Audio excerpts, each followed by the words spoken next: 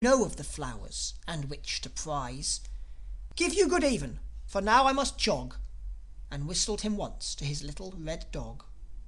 Into the meadow and over the stile off went the tinker man, singing the while. Down by the bracken patch, over the hill, with the little red dog at the heel of him still. And back, as he soberly sauntered along, there came to the riders the tale of his song. "Kettles and pots, kettles and pans, strong if my arm, if the cause it be man's. But a fig for the cause of a cunning old king, for Emily Ann will be mine in the spring. Then naught shall I labour for Splosh or his plans, though I'll mend him a kettle. Ho, kettles and pans!" 13. The Little Red Dog. The Glugs still live in the land of Gosh, under the rule of the great King Splosh. And they climb the trees in summer and spring, because it is reckoned the regular thing. Down in the valley they live their lives, taking the air with their aunts and wives. And they climb the trees in winter and fall, and count it improper to climb not at all. And they name their trees with 1,000 names, calling them after their arts and aims. And some they climb for the fun of the thing, but most go up at the call of the king. Some scale a tree that they fear to name, for it bears great blossoms of scarlet shame. But they eat of the fruit of the nameless tree, because they are Glugs, and their choice is free. But every eve, when the sun goes west, over the mountain they call the Blest, whose summit looks down on the city of Gosh, far from the reach of the great King Splosh, the Glugs gaze up at the heights above, and feel vague promptings to wondrous love. And they whisper a tale of a tinker man who lives in the mount with his Emily Ann. A great mother mountain, and kindly is she, who nurses young rivers and sends them to sea. And nestled high up on her sheltering lap is a little red house with a little straw cap that bears a blue feather of smoke curling high, and a bunch of red roses cocked over one eye. And the eyes of it glisten and shine in the sun as they look down on Gosh with a twinkle of fun. There's a gay little garden, a tidy white gate, and a narrow brown pathway that will not run straight. For it turns and it twists and it wanders about to the left and the right as in humorous doubt. 'Tis a humorous path, and a joke from its birth, till it ends at the door with a wriggle of mirth. And here in the mount lives the queer tinker man, with his little red dog and his Emily Ann. And once in a while, when the weather is clear, when the work is all over and even is near, they walk in the garden and gaze down below on the valley of Gosh, where the young rivers go.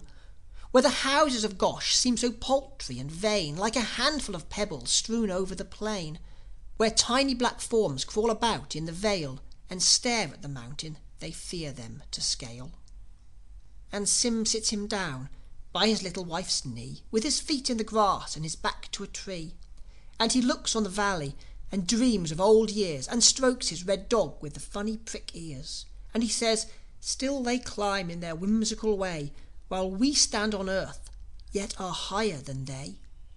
Oh, who trusts to a tree is a fool of a man, for the wise seek the mountains, my Emily Ann. So lives the queer tinker, nor deems it a wrong when the spirit so moves him to burst into song. 'Tis a comical song about kettles and pans, and the graces and charms that are Emily Ann's. 'Tis a mad, freakish song, but he sings it with zest, and his little wife vows it of all songs the best.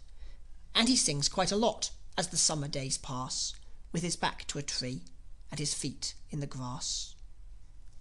And the little red dog, who is wise as dogs go, he will hark to that song for a minute or so, with his head on one side and a serious air. Then he makes no remark, but he wanders elsewhere. And he trots down to the garden to gaze now and then at the curious pranks of a certain blue wren. Not a commonplace wren, but a bird marked for fame, though a grievance in life and a definite aim. Now they never fly far, and they never fly high, and they probably couldn't, suppose they should try. So the common blue wren is content with his lot. He will eat when there's food, and he fasts when there's not. He flirts and he flutters, his wife by his side, with his share of content and forgivable pride. And he keeps to the earth mid the bushes and shrubs, and he dines very well upon corpulent grubs. But the little blue wren, with a grievance in life, He was rude to his neighbours and short with his wife, for up in the apple tree over his nest there dwelt a fat spider who gave him no rest. A spider so fat, so abnormally stout, that he hardly seemed fitted to waddle about.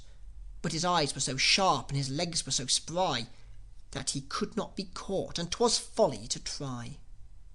Said the wren, as his loud lamentations he hurled at the little red dog, "It's a rotten old world, but my heart would be glad and my life would be blessed if I had that fat spider well under my vest. Then I'd call back my youth and be seeking to live and the taste of the pleasures the world has to give. But the world is all wrong and my mind's in a fog." "Aw, don't be a glug," said the little red dog.